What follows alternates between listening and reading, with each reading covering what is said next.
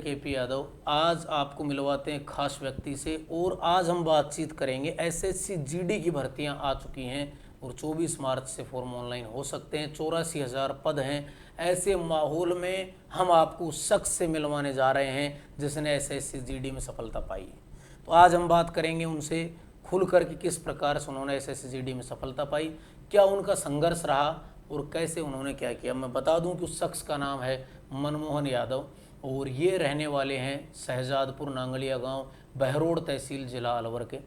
और आज हम इनसे सारी बातचीत करने वाले हैं। तो सबसे पहले मैं इनवाइट करूंगा मनमोहन जी को अपना परिचय दें और उसके बाद हम आगे बढ़ते हैं।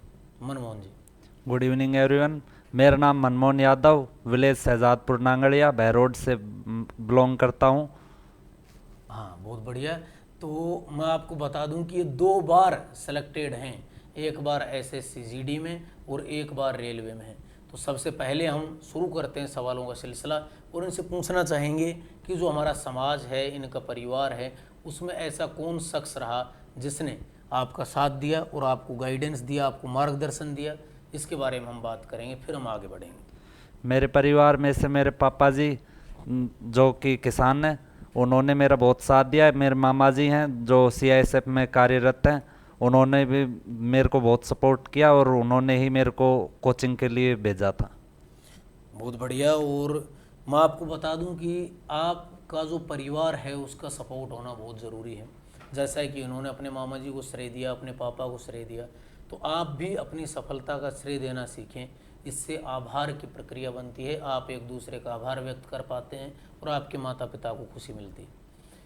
तो मनमोहन जी, हम आपसे पूछना चाहेंगे कि आपने जो संघर्ष किया, आपने जो शुरू से जो मेहनत की, तो उसमें क्या क्या, कई बार ऐसा भी हुआ क्या कि आप किसी परीक्षा में फेल हुए हों, टूट गए हों, ऐसा कुछ आपके साथ हुआ कभी? हाँ, बहुत सारी दी थी मैंने पटवारी भी दी थी, एक बार एलडीसी भी दी थी और रेलवे भी दी थी। इससे पहले एसएससी जीडी का एग्ज़ाम भी दिया था। दिल्ली पुलिस का फिजिकल भी नहीं हुआ तो था। कैसा लगता था आपको जब आप असफल हो जाया करते थे? तो मतलब क्या आप महसूस करते थे? थोड़ा सा पहले पहले मायूस हुआ था, पर बाद में जब मैंने दोबारा से यहाँ पे केपी कैंपस में आया, उसके बाद से बस करने लग गया तैयारी। फल की चिंता की ही नहीं। मतलब कर्म करते रहे, फल की चिंता नहीं। नहीं बहुत की। बढ़िया।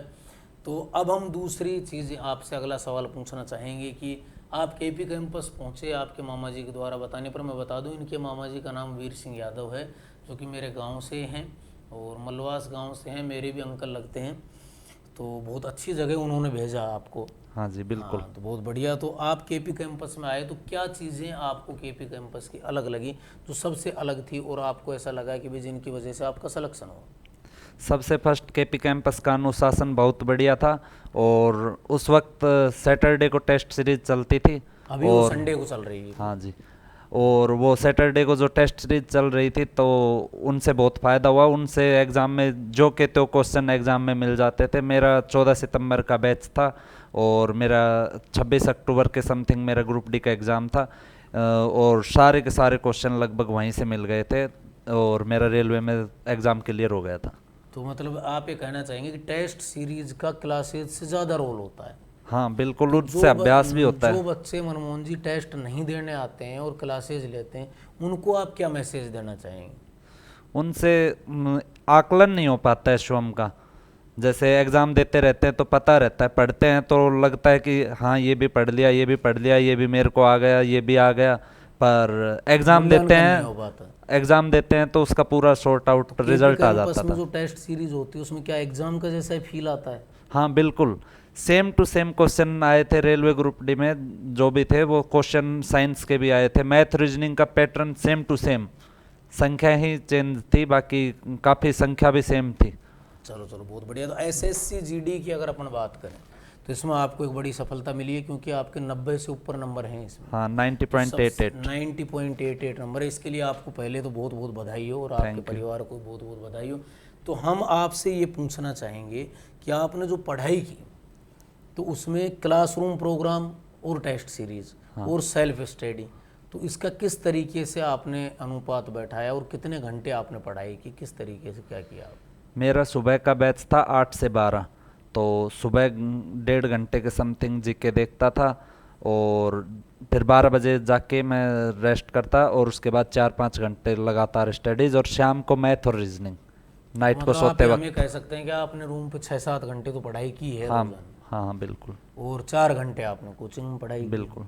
तो हमें कहेंगे 10 से 11 घंटे आप पढ़ाई करें अच्छे से, हाँ तो आपका सिलेक्शन हो सकता है, क्योंकि कट ऑफ भी बहुत ज़्यादा जा रही है, आप देख रहे हैं हाँ कट ऑफ अब काफ़ी की बार 87 गई है, तो कट ऑफ भी मतलब कम कट ऑफ हम नहीं कह सकते इसको, बहुत एक्सट्रीमली हाई हाई है। मतलब हम इसको कह सकते हैं।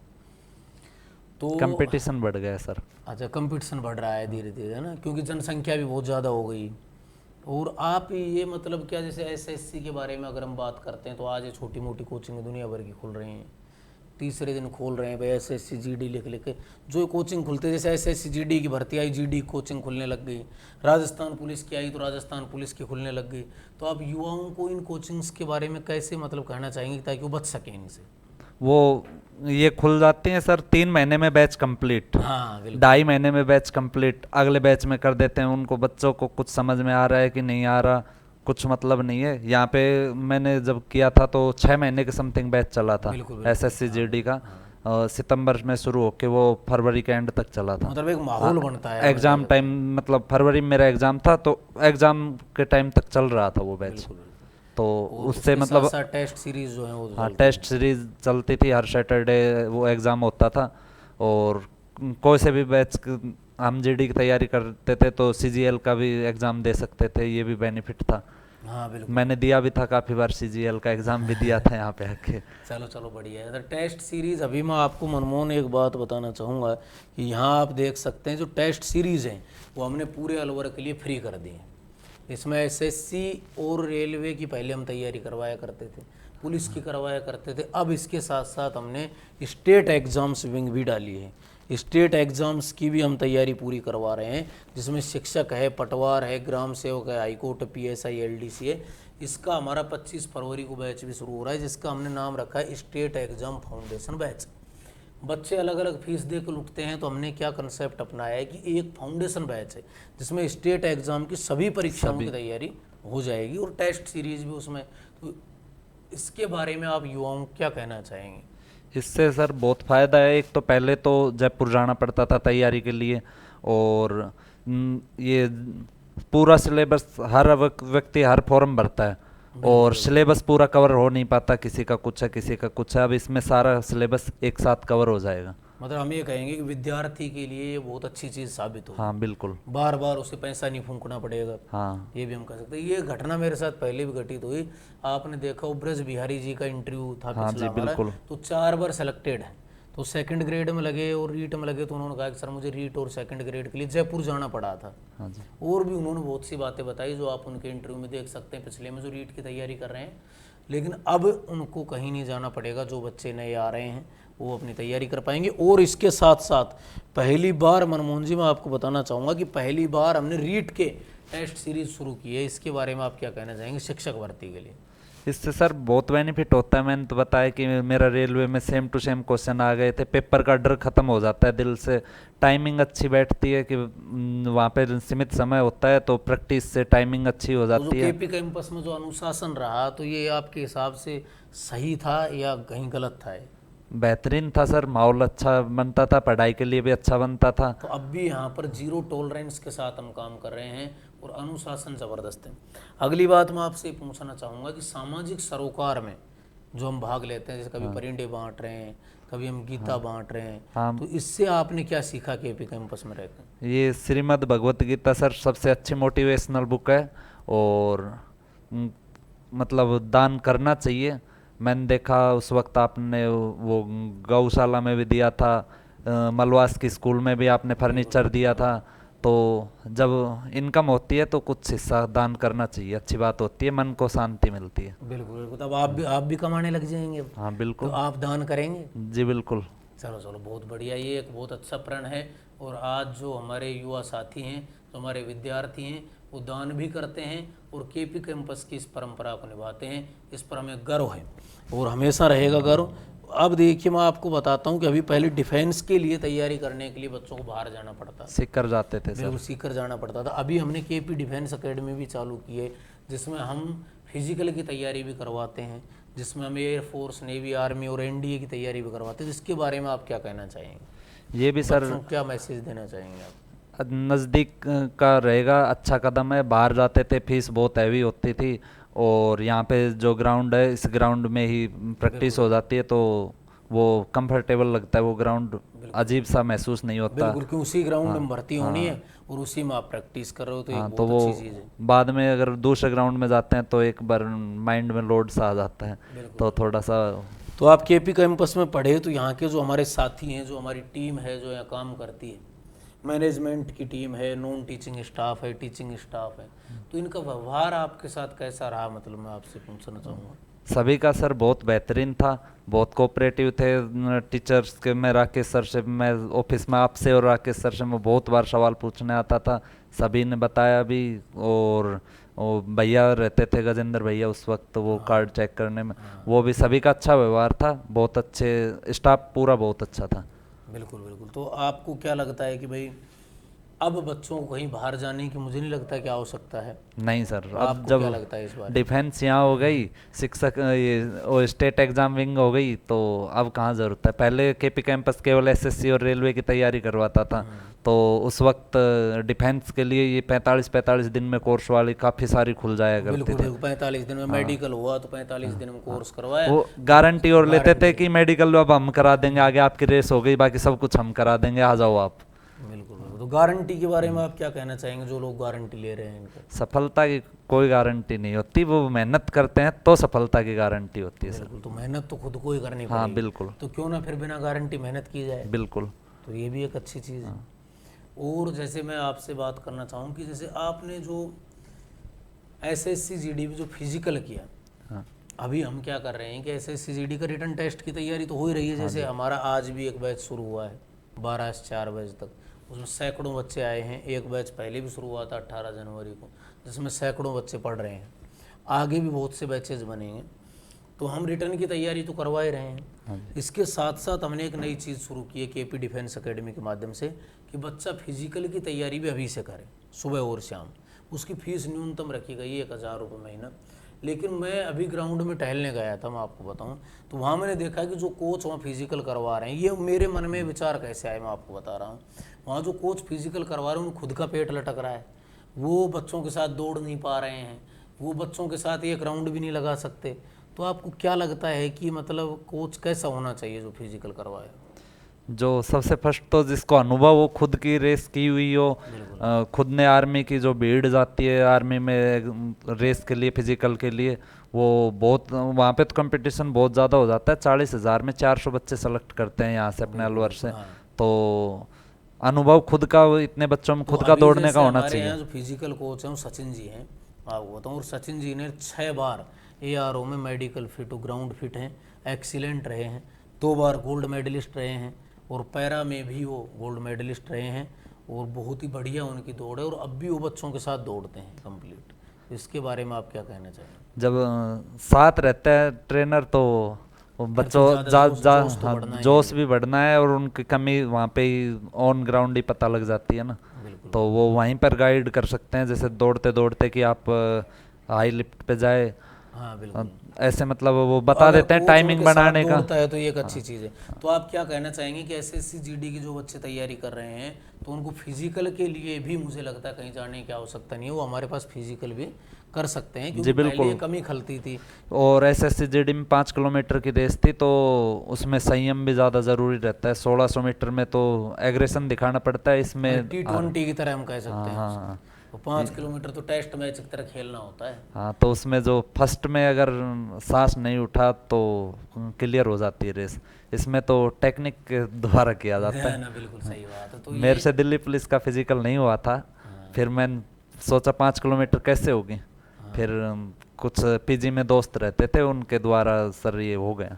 बिल्कुल बिल्कुल। और आप जैसे मैं आपसे पूछना चाहूँ, फिजिकल के लिए आप क्या कहना चाहेंगे युवाओं को, किस तरीके से वो तैयारी करें? मतलब फिजिकल सर एग्ज़ाम के हिसाब से भी ना सही तो फिजिकल फिटनेस के हिसाब से करना चाहिए, रेगुलर करनी चाहिए तैयारी, नॉर्मल स्ट्रेचिंग वगैरह कर रहे हैं। एसएससी जीडी की भी कर रहे हैं, तो आप ये कहना चाहेंगे भाई फिजिकल उनको सुबह शाम करना चाहिए। बिल्कुल। इससे सुबह जब जल्दी जाते हैं तो पूरे दिन आलस्य नहीं रहते और सीधा मतलब माइंड फ्रेश रहता है। बिल्कुल। तो अभी जो अब एसएससी जीडी फिर से आ रही है, हाँ 84,000 पद तो मार्च में। हाँ बिल्कुल, मार्च में आ रही है और बैचेज हमने चालू कर दिए हैं। तो इसके बारे में आप युवाओं को क्या कहना चाहेंगे कि वो अभी से तैयारी शुरू करें या नहीं, क्या मतलब कैसे? मार्च में आ रही है तो सर लगभग 7-8 महीना ही मिलेगा एग्ज़ाम हाँ, के तो लिए, इसलिए 6-7 अभी से महीना। तैयारी। हाँ, और केपी कैंपस का तो बैच भी 6 महीने चलता है, आराम से चलता है। तो आराम से आप अभी से तैयारी शुरू कर दें तो मतलब बेस्ट रहेगा। हाँ जी सर। तो बिल्कुल आप ज्वाइन कर सकते हैं अभी से। और बहुत बढ़िया मनमोहन जी ने बताया।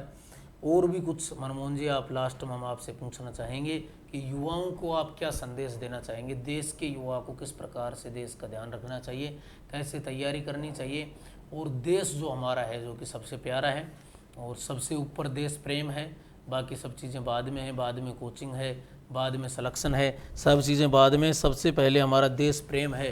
तो उसके बारे में आप क्या कहना चाहेंगे?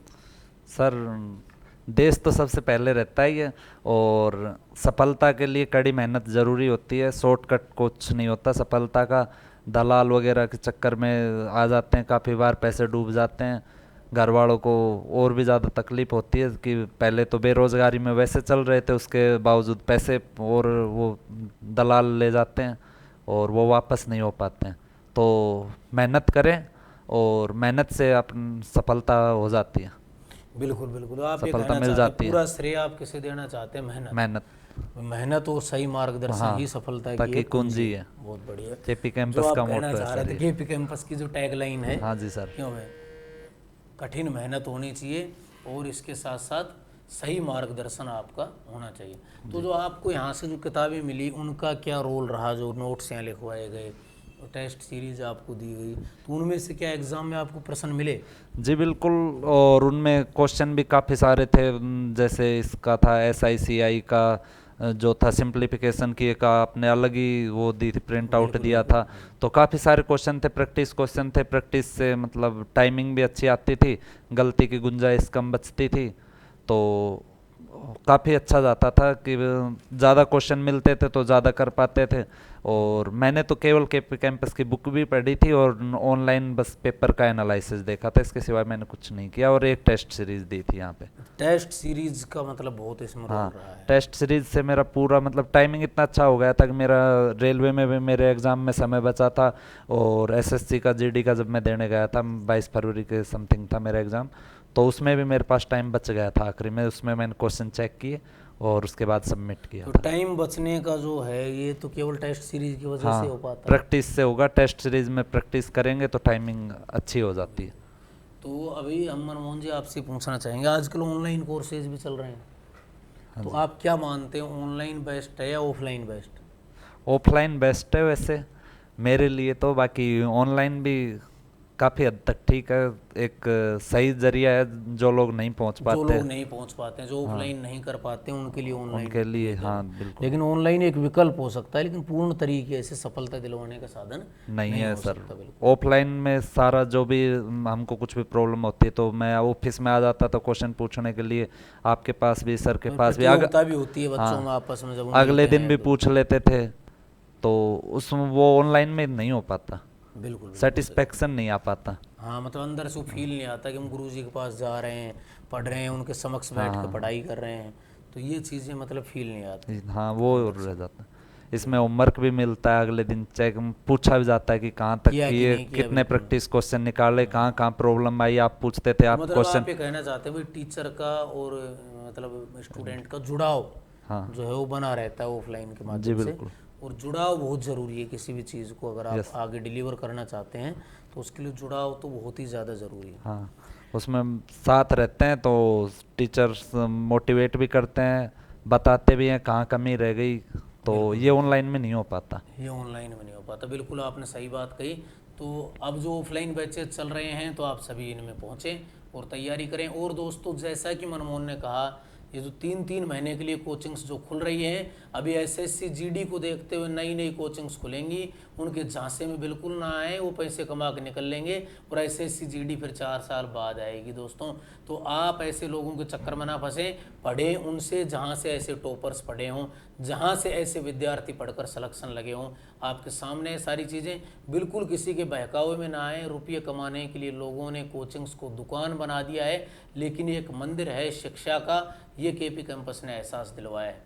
हम हमेशा आपके साथ हैं, हर स्थिति में आपके साथ हैं। और मैं आपको बता दूं कि शहीदों के बच्चों को यहाँ पर फ्री पढ़ाया जाता है, और ऐसा कोई भाई जो आर्मी से रिटायरमेंट आया हो उसकी फ़ीस मात्र 60% ली जाती है।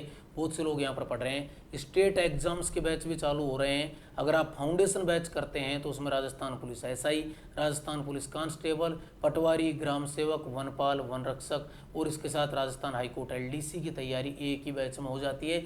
बार बार आप लूटे नहीं।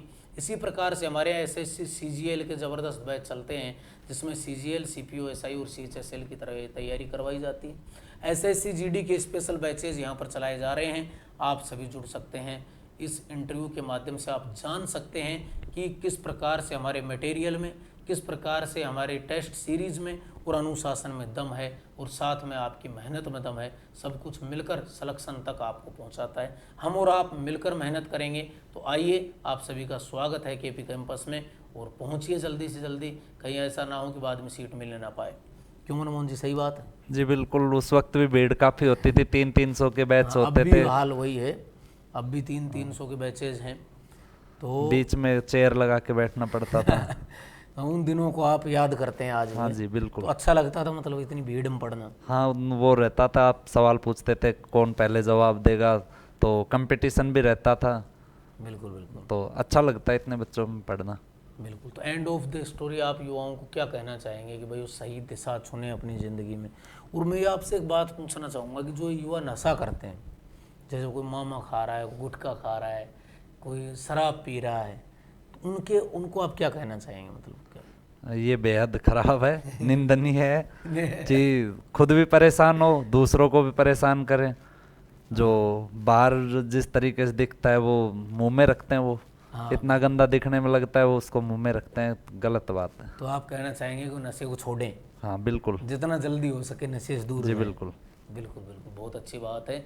और नशे से तो दूर रहना ही चाहिए, बिल्कुल अच्छी बात है। आप नशा करते हैं? नहीं करते, बहुत बढ़िया। नहीं करते। तो बिल्कुल भी भाई देखो, एक मेरे पास एक केस आया था ऐसा कि भाई एक लड़का डिफेंस में लग गया, आर्मी में क्लर्क लग गया, उसका सब कुछ हो गया, लेकिन जब वो 4 उंगली जब मुँह में देते हैं ना ऐसे, तो उसकी वो 4 उंगली गई नहीं साहब। उसके बाद वो बच्चा बेचारा बाहर हो गया, क्योंकि वो बहुत छोटा सा था, तब से मामा खाता था। मामा, जयंती, चुर्री, मतलब विमल वगैरह आजकल चलता है। 1 रुपये में केसर ही दे रहे हैं, आप देखो 1 रुपये में पन्नी भी दे देते हैं, केसर भी दे देते हैं। अजय देवगन ऐड भी कर लेता है, सोचिए आप कितनी बड़ी बात है। तो ऐसा नहीं लगता कि भाई वो बेवकूफ़ बना रहे हैं, कचरा बेच रहे हैं? मतलब कचरा ही होता है सर, इसमें क्या हो है। तो मतलब इन चीज़ों से बचना चाहिए। हाँ बिल्कुल, है कि नहीं ये बात? हाँ जी। तो केपी कैंपस समय समय पर मुहिम भी चलाता है कि भाई नशे से आप दूर रहें, इसी को लेकर। तो हम जैसे सृष्टि फाउंडेशन चलाते हैं, उसके तहत हम सैनिटरी पैड बांटते हैं जो औरतें माहवारी के समय यूज करती हैं। तो इसके बारे में आप क्या कहेंगे? क्या ये अच्छी चीज़ है? मतलब पहुंचाना चाहिए गांव-गांव तक? हाँ जी बिल्कुल। तो जैसे अभी क्या होता है कि औरतों के जैसे 40 साल की उम्र में जैसे बच्चादानी निकल जाती है, उसमें गांठें हो जाती हैं, तो हमारे देश में कहा जाता है कि भाई औरत जो है वो देवी का रूप है।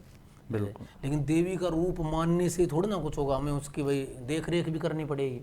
हाँ जी। तो आपको क्या लगता है, मतलब सैनिटरी पैड के मामले में आप क्या कहना चाहेंगे समाज को? जो बैकवर्ड एरिया है वहाँ पर अभी तक पहुँच नहीं पाए हैं सैनिटरी पैड, और कपड़ा यूज़ करते हैं ये सब, तो वो इन्फेक्शन कर देते हैं सर। तो सैनिटरी पैड अच्छी मुहिम है ये भी आपकी। तो हम कुछ ही दिन में सृष्टि फाउंडेशन से सैनिटरी पैड हमारी कोचिंग पे भी रखवाने वाले हैं, और जो भी महिला कोई भी वहाँ से प्राप्त कर पाएगी फ्री ऑफ कॉस्ट, उसे पैसा देने की ज़रूरत नहीं है, और सैनिटरी पैड का यूज़ करें ताकि ऐसी किसी प्रकार की समस्या नहीं आए। केपी कैंपस इस मुहिम को भी आगे बढ़ा रहा है। केपी कैंपस एक परिवार है जिसके सदस्य आप सभी लोग हैं, पूरा समाज इसका सदस्य है, वो आप सभी का है। केपी कैंपस किसी एक व्यक्ति का नहीं है, हम सब आगे बढ़ेंगे। और केपी कैंपस एक विचार है जो आप लोगों में पलता है, लेकिन आप उसे पूरा नहीं कर पाते। केपी कैंपस एक प्लेटफॉर्म है जहां आप अपने विचार को पूरा कर सकते हैं। तो मित्रों आइए, बुजुर्गों आइए, हमें आशीर्वाद दीजिए, मेरे छोटे भाई बहनों आइए, नौकरी की तैयारी कीजिए, और मैं अपनी बहनों से कहना चाहूँगा कि आप भी इस मुहिम में हमारा साथ दें, ताकि महिला को सुरक्षा भी दी जा सके और उसका ख्याल भी रखा जा सके। ठीक है दोस्तों, इसी के साथ आज का इंटरव्यू खत्म करते हैं। आपको इंटरव्यू कैसा लगा कमेंट बॉक्स में लिखकर ज़रूर बताएं, और केपी कैंपस को इतना प्यार देने के लिए आप सभी का दिल की गहराइयों से मैं धन्यवाद ज्ञापित करता हूं। और मनमोहन जी का एक बार फिर से धन्यवाद आज हमारे स्टूडियो में पधारने के लिए। जय हिंद, जय भारत।